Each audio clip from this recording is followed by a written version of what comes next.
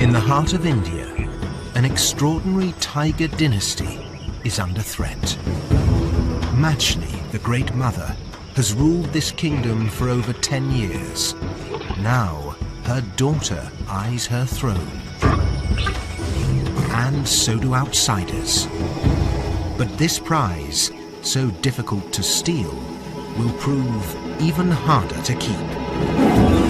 Fierce battles, dangerous liaisons, and territorial wars lie ahead. Who will be the next ruler of Ranthambore?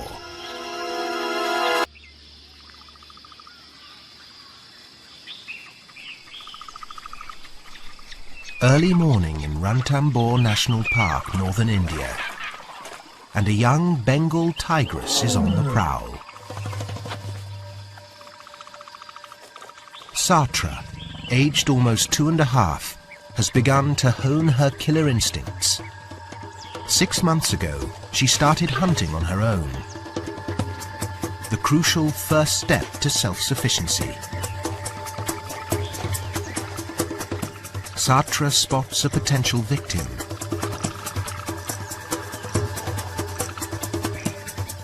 But success depends on timing.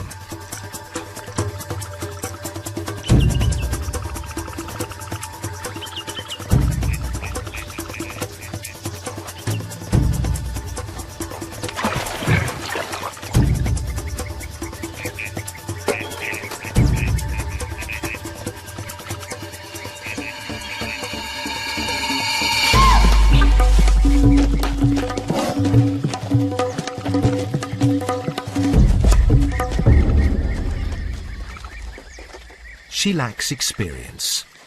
It will come. Until then, the deer gets to live another day. But it's not just dinner Satra's after. She hungers to control a whole kingdom.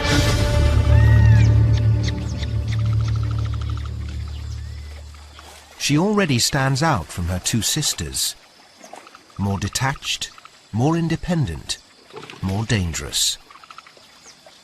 Second sister Atara has a cat's curiosity, but not its courage. And Unis, their mother's favourite, is the most timid of all. Adult tigers are solitary creatures. At just over 2 years old, they'll soon need to strike out and find territories of their own. Or they can fight for the right to stay here, but that won't be easy. A formidable opponent stands in their way.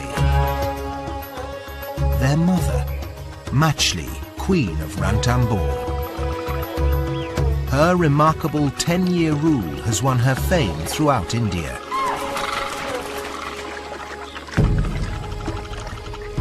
Aged 3, she claimed the throne in daring but classic style, by deposing and banishing her own mother.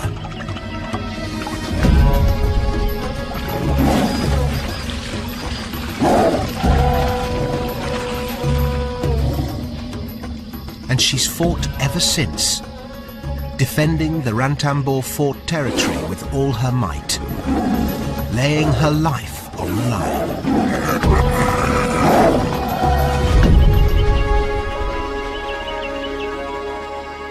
Tigers usually can defend their throne for only 7 to 8 years. Machli's extraordinary 10-year reign attests to her courage and tenacity. And the battle's worth fighting because the stakes here are so high. Ranthambore is one of the best tiger territories in India. Centred round the 1,000-year-old fort, the landscape provides ample food and water almost all year round.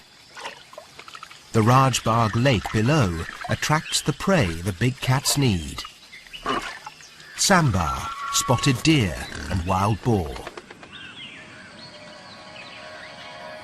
The national park, over 400 square kilometres of wilderness, is one of the last great tiger sanctuaries of northern India. It's a haven for other wildlife too.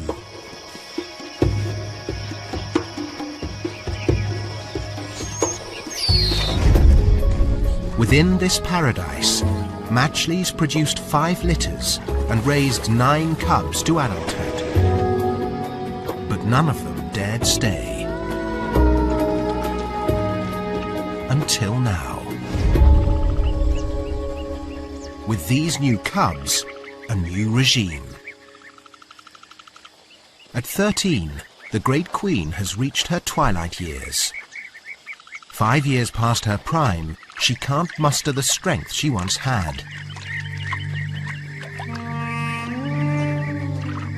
And Satra knows it.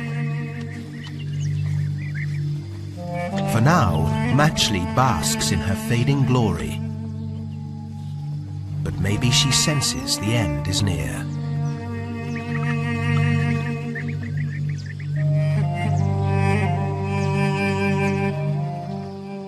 Young Satra, the dominant daughter, already samples the perks of this tiger paradise. And she's sharpening her skills all the time.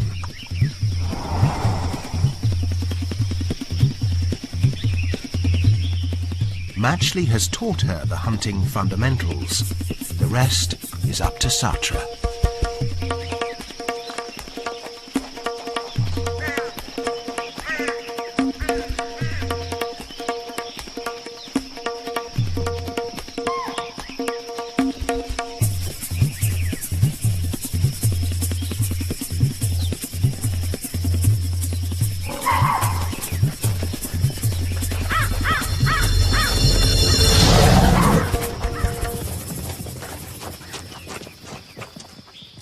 It takes patience, but eventually she catches a fawn.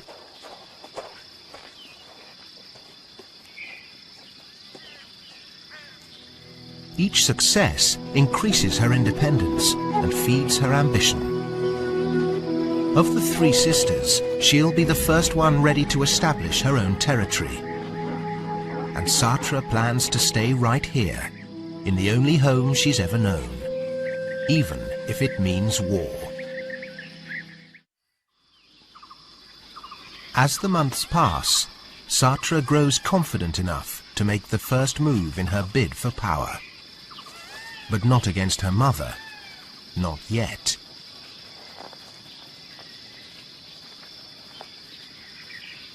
She will have to deal with her family one by one, starting with the weakest. Unis, the most timid, is relaxing in the heat of the day. Satra has her in her sights. She's an easy target.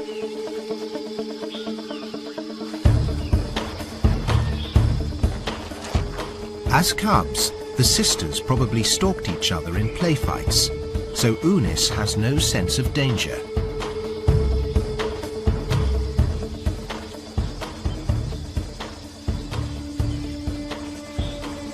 Lulled into a false sense of security, Unis plays along.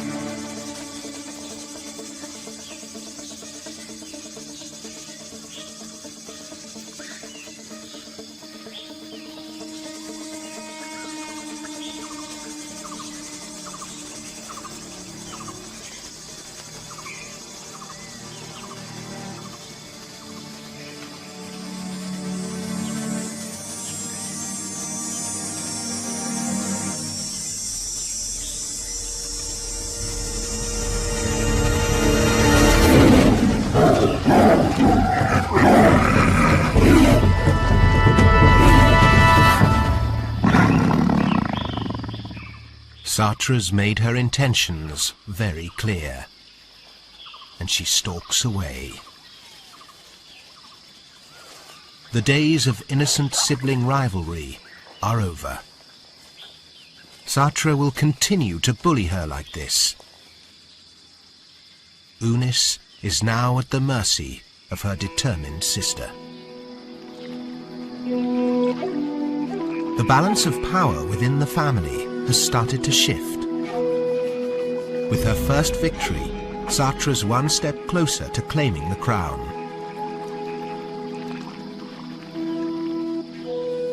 Unis, defeated and disheartened, slinks off to find the rest of her family.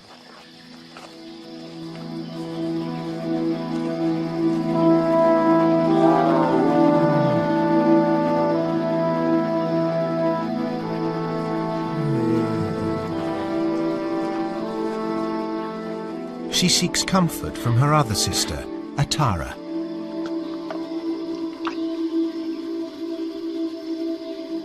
Satra's violent swipe was no empty threat.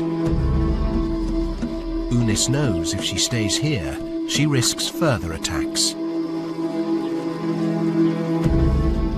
Unis has no choice.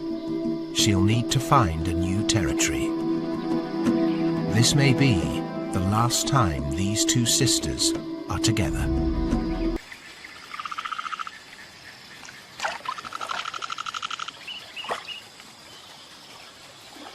Queen Machli relaxes, unconcerned or unaware of Satra's plot against her. She's no stranger to conflict and has always crushed her adversaries. She hasn't eaten for days.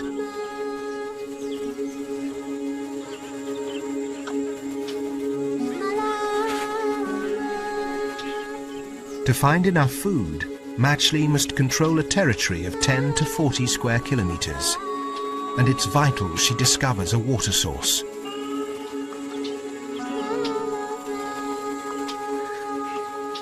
It doesn't help that she's not the only big cat here.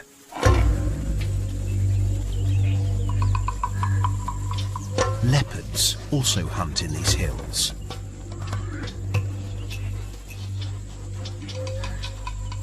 Both big cats depend on wild boar and sambar. Tigers are stronger than leopards, but Machli, old and slow, can't compete against them for food. Even worse, her wandering might lead her into the dangerous domain of a male tiger. She may spend weeks finding a safe place to settle.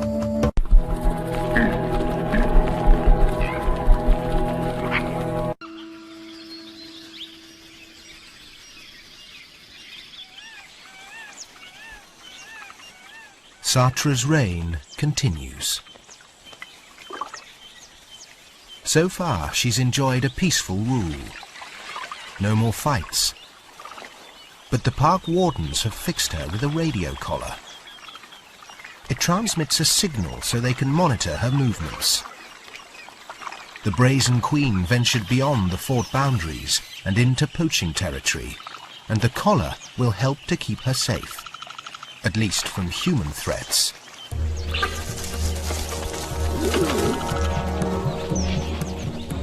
Not far away, a different kind of danger is approaching.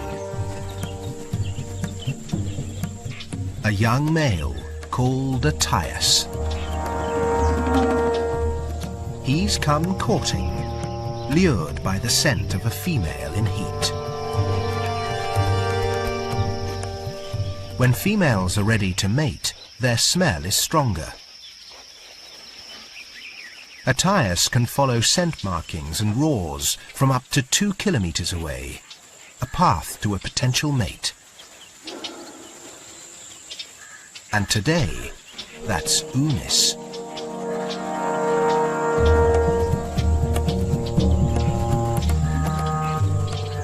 Within a few hours, he finds her. Both lack experience. And Attias isn't fully adult, so won't be able to father cubs yet.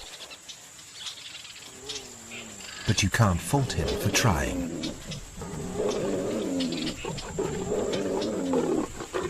They may mate up to 50 times a day.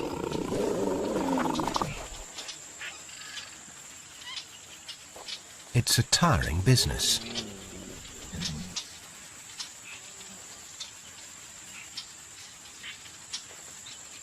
Tigers have several partners over their lifetime. Attias is likely to stay with Unis for a few days.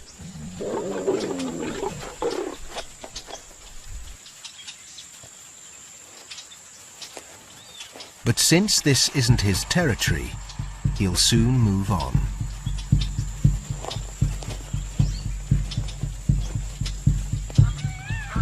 Next to the Rajbagh Lake, Queen Satra patrols her domain, perfuming her path as she goes. Like her sister, she wants to attract a mate, but inviting a suitor into her lush kingdom could bring more than she'd bargained for. And who picks up her signals? None other than Attias. Following the trail, he closes in on her domain.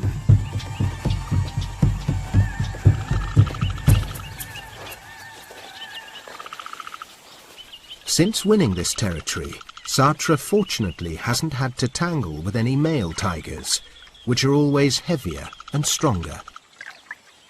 Luring one onto her turf might be a mistake.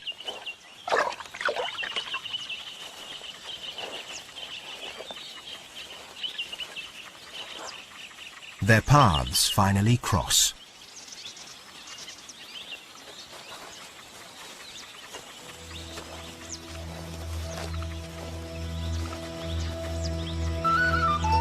Satra succumbs to Attias' advances.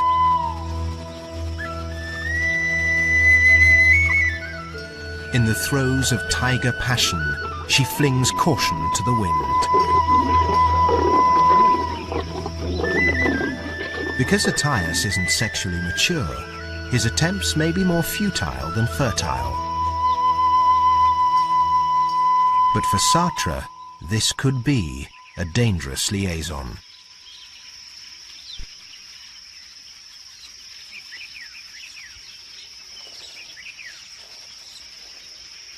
Attias might want more than just a mate.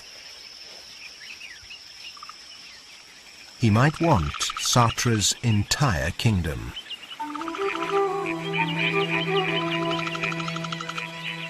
Lucky Attias has stumbled into a prize territory without any resident males and with 2 young single females nearby. It's every male tiger's dream. Why should he think of moving anyplace else?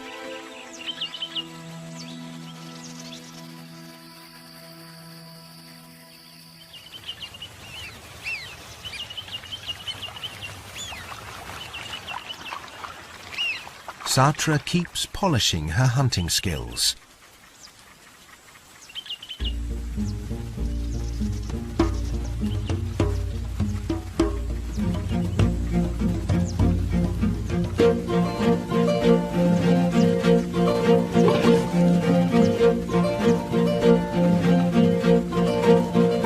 The young queen of Ranthambore still has a lot to learn.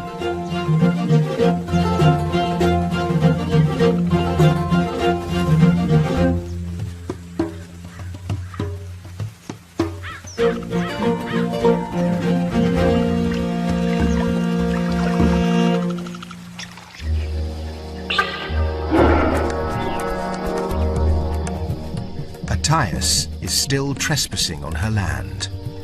And now he's found her stash of food, he polishes it off.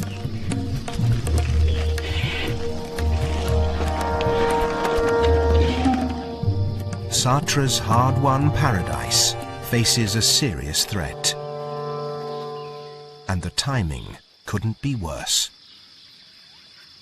The annual monsoon is sweeping up from the south. With the downpour comes upheaval. Over 80 centimeters of rain can fall in 4 months. flooding Ranthambore from June to September. But before the deluge comes the exodus. Both predator and prey leave the fort for higher ground. It's the worst time of the year for hunting, and the tigers usually head out too. But Satra stays put.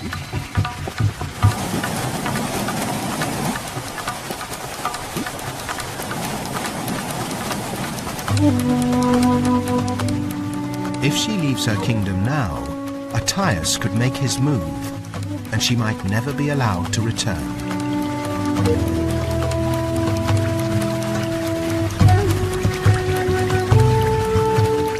And so Satra must ride out the storm for 4 lean, wet months.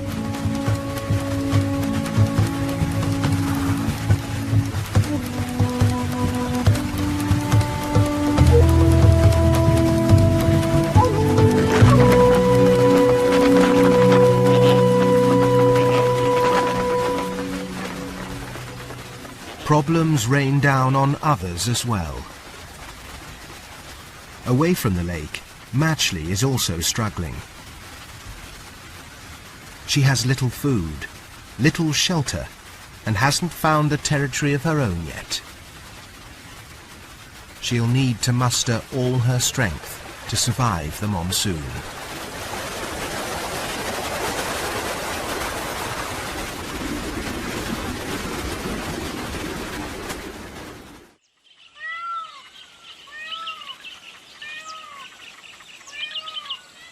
Finally, the rain passes and the floods subside.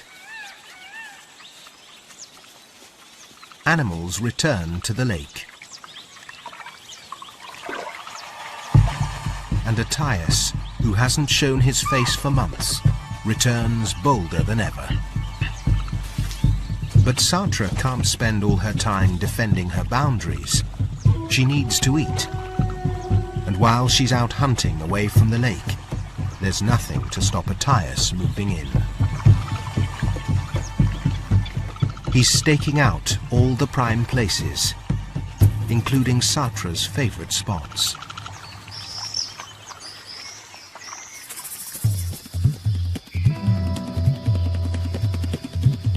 Hunting takes hard work, skill, and luck. Even at her best, Satra bags only 1 in every 15 targets.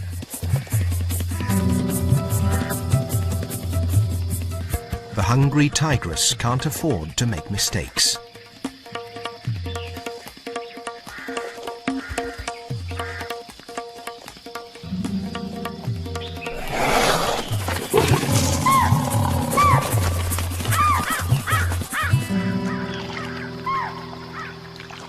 She catches a young spotted deer, but still has a problem. Where to hide it from Attias's greedy eyes? He's starting to know her territory as well as she does. She decides the long reeds by the water's edge are the best place. She decides the long reeds by the water's edge are the best place. But it's too late. Attias seems to have heard the commotion of the hunt.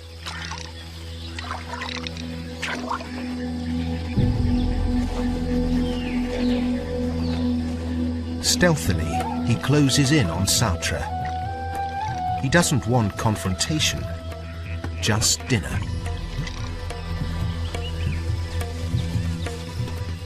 Satra senses he's coming.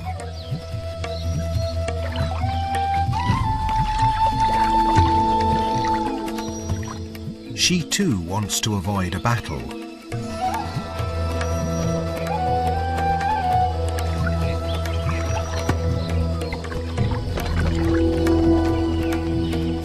So she retreats, reluctantly abandoning her half-eaten meal. Attias spends over an hour scouting the wetlands. He doesn't find what he's looking for, but he'll keep trying.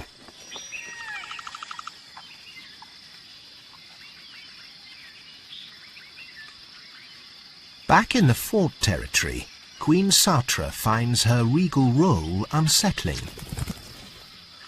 Taking the land from her weakened mother is one thing, holding on to it quite another. She tries to rest by a banyan grove, but can't.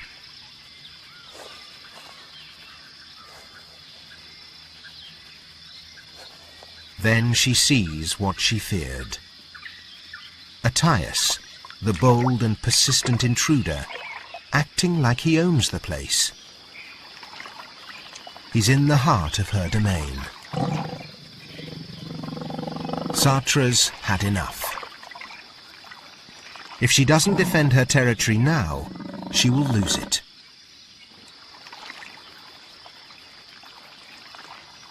Mustering the family courage, she decides to take him on.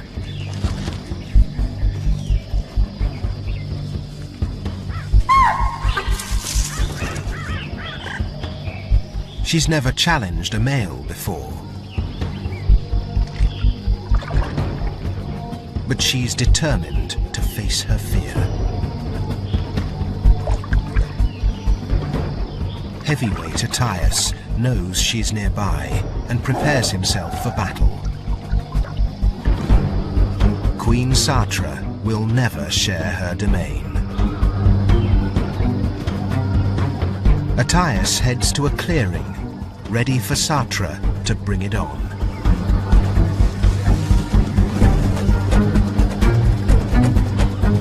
Today, the Queen faces the ultimate test. A dynasty hangs in the balance. Satra is going to confront him at any cost.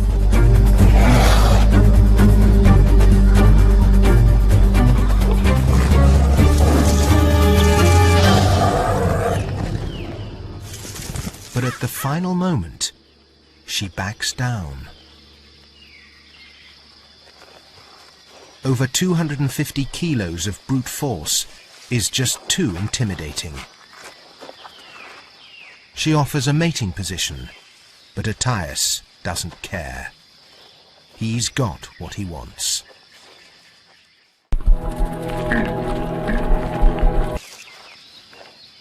Attias takes his victory walk. Satra is left lying in the dust. Her royal dreams are over.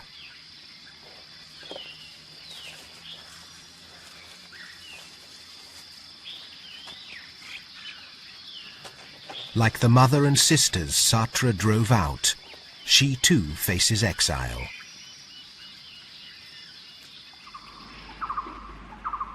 Ironically, her weaker siblings have done much better than her. Timid Unis, the late bloomer, established a new domain behind the fort and grows more confident by the day.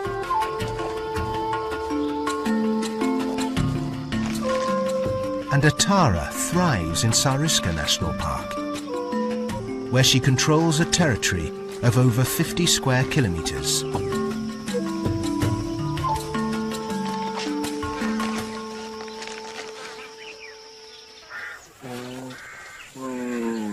But their mother, the once great Queen Matchley, has only her reputation. And she cannot live off that. Finding food remains a challenge.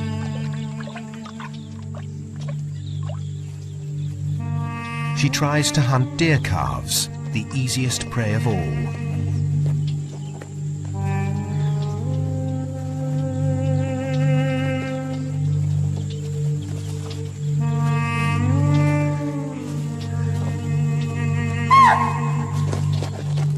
But now she can't even catch them off guard.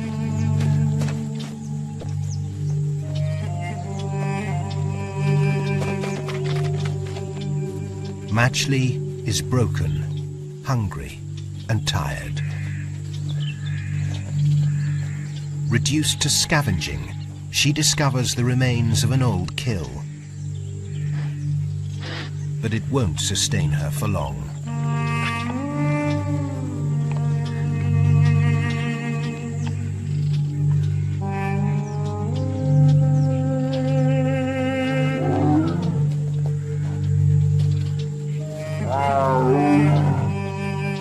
future looks bleak.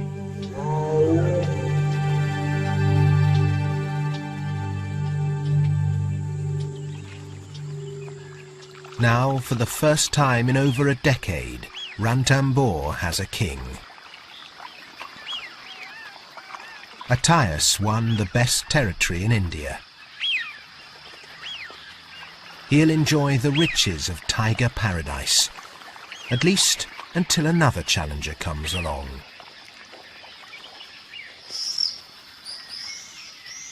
But for now, his future looks secure.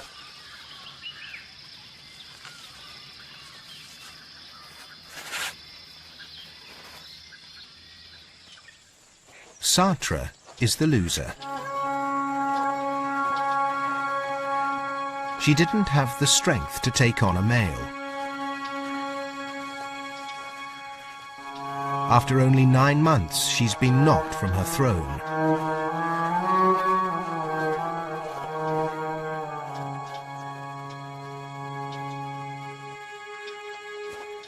Her courage and ambition had taken her far, but she couldn't hold on to the land she had won.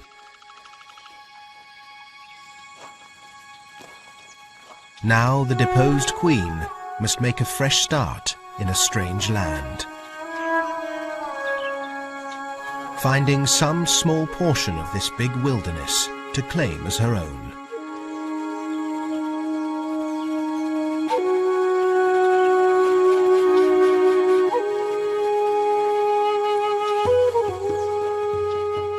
But she's still young, and her prime years lie ahead. This one-time tiger queen might even reclaim her kingdom and restore her dynasty. Satra lives to fight another day.